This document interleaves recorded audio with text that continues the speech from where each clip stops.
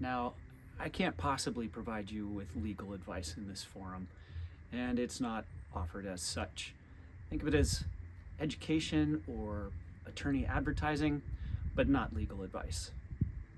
And with that out of the way, let's talk about the law. Hey, it's David, attorney at Boslin Law. I have a question from a viewer that I need to answer. I'm about to lose the light, so I'll try to make this quick. We've talked about ornamental trademarks or the ornamental use of trademarks before, but this question specifically here is, how do you know?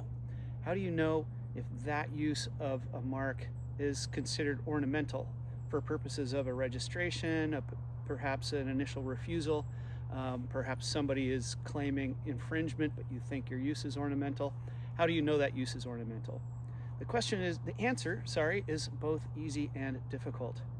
The easy part of it is that well, what do you think? What do you think? Does it seem to function as a trademark, as a source indicator? Or does it just look decorative, right? That's really the rub. That's the thing right there. It's hard because there are other elements that might say, well, sure, it's rather decorative, but it still indicates source. This might come into the realm of trade dress. And I should do another video simply on trade dress.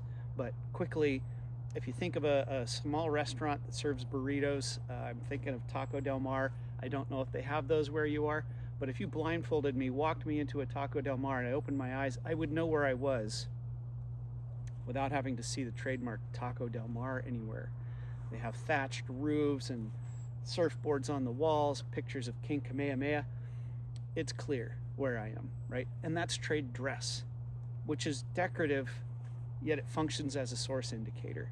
So the answer to the question is really whether or not the use of it functions as a source indicator or if it's merely decorative.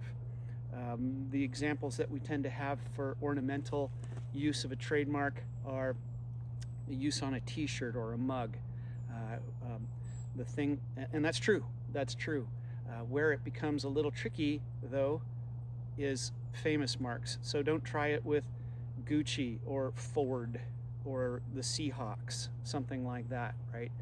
Nobody thinks Ford Motor Company makes and sells shirts. Nobody thinks that. But if they see Ford on a shirt, that's something that indicates a secondary source. It's an indication of a potential association with the Ford Motor Company.